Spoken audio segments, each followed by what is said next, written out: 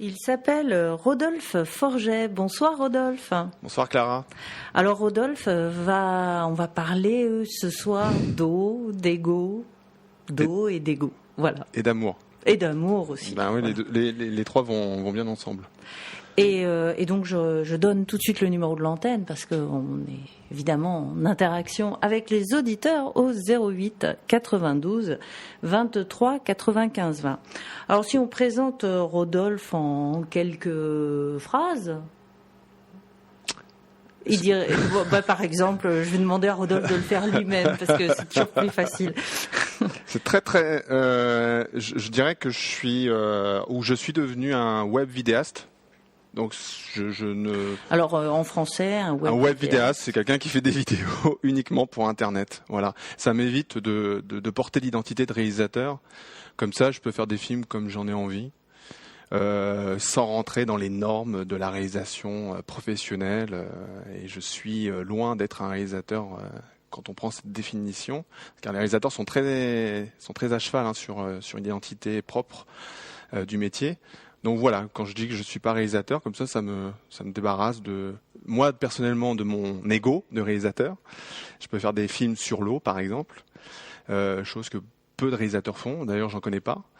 Et de dire web vidéaste, c'est nouveau et puis ça correspond à mon actualité du moment, qui est de faire des films uniquement pour Internet, qui sont disponibles gratuitement sur Internet. D'ailleurs, sur un site. Mais oui, sur un site gratuit, accessible. Alors évidemment, il faut avoir Internet. Ouais. Pas mal d'auditeurs qui n'ont pas... des auditeurs nous suivent sur Internet. Alors ça va être très facile d'aller sur ton site, qui est donc www.nature-film au singulier, donc naturefilm.com. Voilà. Et donc, quand on arrive sur l'écran de ce film, sur l'écran de ce site, on est sur une centaine de vidéos en tout. C'est ça. D'ailleurs, à la limite, j'ai fait le site parce que je suis pas du tout webmaster. Pour ceux qui ne connaissent pas, webmaster, c'est ceux qui font les sites internet. J'ai plutôt fait ce site parce que j'ai fait tellement de vidéos que je me suis dit, déjà moi, je m'y retrouve plus. Donc il faut impérativement que les gens en fait aient un tableau de bord pour s'y retrouver par rapport à tout ça. Il y a une cohérence. Je peux pas tout expliquer, on expliquera peut-être au fur et à mesure. Ouais, c'est au fur et à mesure. Ouais. Mais forcément, vu les thèmes énoncés, c'est des thèmes assez larges. Et donc j'ai fait un tableau de bord en essayant d'être que ce soit le moins compliqué, en tout cas le plus convivial possible. Mais je travaille à l'amélioration du site. Et puis il y a une autre particularité dans ton parcours, c'est que tu n'es pas que web vidéaste, tu es aussi, tu vis dans ta voiture. Alors c'est assez inattendu. Eh oui. Alors aujourd'hui, on voit de temps en temps des reportages sur des SDF qui vivent dans les voitures. Toi, tu n'as pas encore fait l'objet d'un reportage. Non. Pourtant, ça pourrait se présenter. Alors, déjà, la première particularité, c'est qu'on vit pas dans une voiture. Justement, tu vois, c'est là ce que j'ai appris de par cette expérience-là. On couche dans sa voiture, mais on vit pas dans une voiture. La première chose qui se passe, c'est que d'ailleurs, dès que je suis réveillé, je me lève et puis je vais dans des espaces publics pour travailler, pour faire mes montages, pour travailler sur mon site, parce que pour que tout ça soit gratuit, tous ces films, à un moment donné, je dois rogner sur mon confort et je rogne volontiers sur mon confort pour rendre ces films-là, avec ces sujets-là, accessibles gratuitement. Voilà. Parce que j'ai trouvé ça idiot que parce que il faut payer 10, 15 euros le DVD, les gens puissent pas accéder à ce genre d'informations qui me semble capitale. Voilà. Donc tu es sur un modèle économique, on va dire, qui est basé sur la gratuité, mais c'est un modèle économique, la gratuité. On n'en parle pas beaucoup, mais parce que tu aurais très bien pu avoir fait le choix pour les films que tu fais d'aller à la pêche aux subventions, aux aides en tout genre. Alors ça, cette expérience de la réalisation de films, bon, si on reprend ton parcours, tu m'as dit que tu l'avais faite aussi en amont et que ça ne t'intéressait pas. Ouais, j'ai voulu être un grand réalisateur à la Spielberg, à la Besson. Ça a été mes modèles pendant quand j'étais ado. J'allais devenir, j'en étais persuadé, le meilleur réalisateur du monde. Je voulais faire le prochain Grand Bleu, voire le Matrix, mais ça avait été fait, donc j'ai pas eu de regret à ce niveau-là. Et je suis parti au Canada d'ailleurs pour travailler dans le cinéma américain et j'ai fait cette expérience, très content de l'avoir fait et très content aussi de me dire que je ne serais finalement pas réalisateur. Parce que pour arriver dans ce milieu-là, il faut renoncer à trop de choses dont je n'étais pas capable de renoncer. Hein. Voilà. C'est-à-dire Parce qu'on n'a pas l'impression que c'est des professions de renoncement, au contraire, on a l'impression que c'est plutôt des gens qui accumulent. Alors moi, ce que je vois, c'est surtout, tu vois, des tous les milieux de pouvoir, à quoi amènent en tant qu'humain à renoncer en tant qu'humain, c'est-à-dire en termes de liberté de vie, en termes de pouvoir se balader tranquillement dans la rue. Je pense que quand on est une célébrité, on ne sort plus comme on sortait auparavant. On a une tendance à prendre la grosse tête. D'où ton idée de travailler sur l'ego. Est-ce que quand tu étais justement à Vancouver, tu t'es dit oh là, alors déjà je voulais être le plus grand Spielberg quand j'avais 14 ans. Là, je suis à Vancouver, non ? En fait, j'ai envie de te dire, non, c'est l'eau qui m'a amené à travailler sur l'ego. Hein. C'est pas l'inverse. Ah non. Au contraire, j'avais un ego démesuré. Je pensais que c'était l'ego qui t'avait amené à l'eau. On peut aussi le voir comme ça. Hein. Peut-être, mais non, j'avais un ego démesuré, j'avais besoin de reconnaissance parce que j'ai pas grandi avec mes parents, alors donc j'ai fait partie de j'étais un peu une sorte de Cosette en croyant un peu au discours ambiant qui est porté de bons sentiments, hein, bien sûr. L'enfant doit avoir ses parents, il doit vivre avec ses parents doivent être des gens formidables, etc.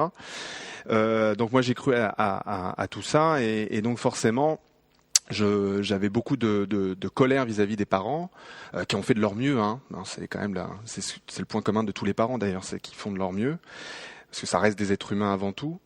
Et donc pour survivre, et c'est à quoi sert l'ego d'ailleurs, pour survivre dans le milieu adulte ambiant, j'ai eu un ego démesuré. Voilà, j'étais le meilleur, j'étais au-dessus de tout le monde, mais c'était juste pour survivre. Hein, voilà. Et puis j'ai été jusqu'au bout de mon rêve, qui était de travailler dans le cinéma américain en allant à Vancouver. Et je me suis rendu compte, les coulisses de général. Enfin, tu vois, parfois quand chaque rêve a des coulisses, et que les coulisses sont pas forcément aussi belles que le devant de la scène. Et j'ai été content de faire de l'expérience. Donc je suis revenu avec un ego un peu moins démesuré, puisque je retrouvais mes amis, ma famille, et je leur ai dit, finalement, je ne serai pas réalisateur. Et ça m'a fait un bien énorme. J'ai senti vraiment une libération totale par rapport aux objectifs que je m'étais donnés, c'est-à-dire d'être le plus grand réalisateur du monde. Je suis revenu en France en me disant, je ne serai plus réalisateur. Et voilà. Mais la vie est assez drôle puisque c'est grâce à l'eau que je suis finalement... je fais de la réalisation de vidéos et de films. Et entre-temps, tu as dansé la salsa. Ah oui, alors ça c'est vraiment excellent. C'est vraiment ça pour moi c'est vraiment une leçon de la vie avec toute sa sagesse. C'est-à-dire que pendant des années, donc avant de partir à Vancouver, je voulais, comme je te l'ai dit, donc devenir le plus grand réalisateur du monde. Et puis il y a quelque chose qui me disait danse la salsa. Et je fais non, parce que si je commence à danser la salsa, là pour le coup, j'avais déjà mon film dans ma tête qui était je vais trouver une femme fantastique, on va faire des enfants et elle va me détourner de mes ambitions de réalisateur. Enfin voilà, l'histoire était déjà toute faite pour moi. Donc j'ai mis la salsa de côté pendant au moins 5-6 ans. Et puis, grâce à cette expérience à Vancouver, j'ai renoncé au métier de réalisateur.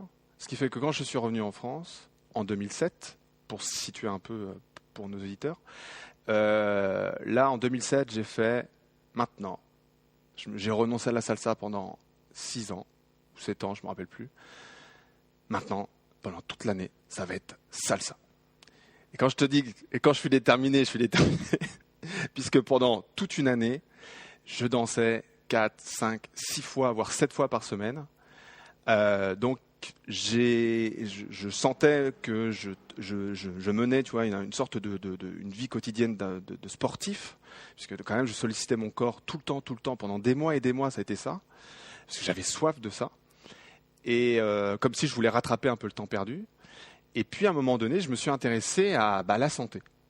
Oui, c'est la salsa qui t'a amené à la santé et puis à l'eau. Et puis à l'eau, voilà, c'est exactement ça. Et c'est l'eau. D'ailleurs, c'est lors d'une conférence que j'ai faite avec un ami à l'époque sur l'eau, alors que je connaissais rien à l'eau et que pour moi c'était de la flotte, c'était pas important, c'était de l'eau quoi. L'eau c'est banal, c'est pas du tout important, tout. Et puis j'ai commencé à chercher un peu des informations sur l'eau et en fait j'ai vu qu'on savait strictement rien sur l'eau.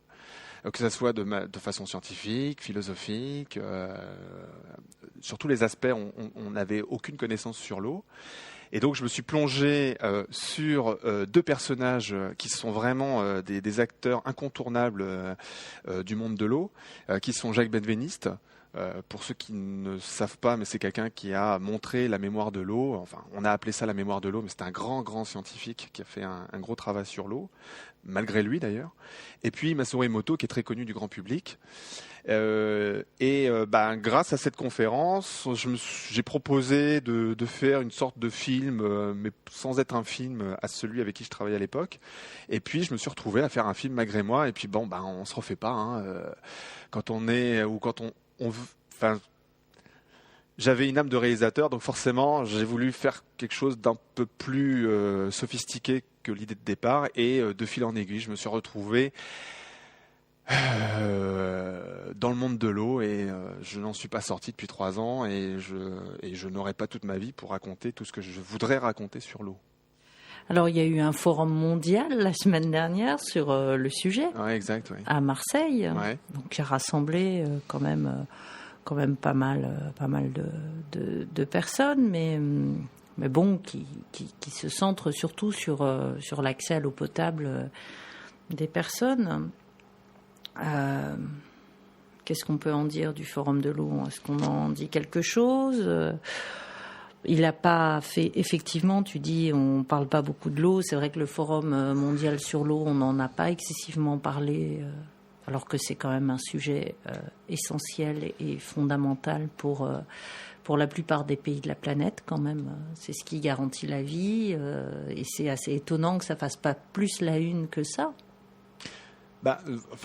Peut-être que, tu le dis peut-être de façon pour lancer le débat, mais pour moi évidemment c'est pas du tout une surprise que on manque un intérêt crucial au niveau de l'eau. D'ailleurs c'est pour ça que le travail sur l'ego est important, parce que par rapport à tous les discours que je pourrais avoir sur l'eau, quand je dis mes discours, c'est aussi tous ceux qui travaillent sur l'eau et qui ont beaucoup de connaissances que je n'ai pas d'ailleurs sur l'eau. En fait quand je suis face à des personnes qui sont sceptiques, j'essaye d'aller voir aussi la source de leur scepticisme. C'est-à-dire pourquoi, à un moment donné, il y a quelque chose qui est complètement absurde. C'est-à-dire qu'on est tous là à reconnaître que l'eau, c'est la vie. Je veux dire, quand je dis ça, je ne pense pas apprendre quelque chose. D'ailleurs, il y a même des gens qui vont dire « ben oui ». Ils diront jamais « ah oui, c'est vrai ». Non, ils diront « ah ben oui ». C'est tellement logique. Mais tu sais quoi ? En fait, je m'aperçois que c'est devenu un slogan. Et c'est tellement devenu un slogan que ça fait partie d'un peu d'une sémantique dans laquelle on baigne depuis des années. Et on s'aperçoit qu'effectivement, il y a un forum mondial, comme tu dis, un forum mondial de l'eau. Et on a plus intérêt à parler, par exemple, de l'Oscar du film The Artist. On a plus à parler de l'élection présidentielle. On a plus à parler de sujets qui sont pas forcément fondamentaux, mais par contre des sujets qui touchent à l'eau, donc qui touchent à des choses essentielles. Là, par contre, on a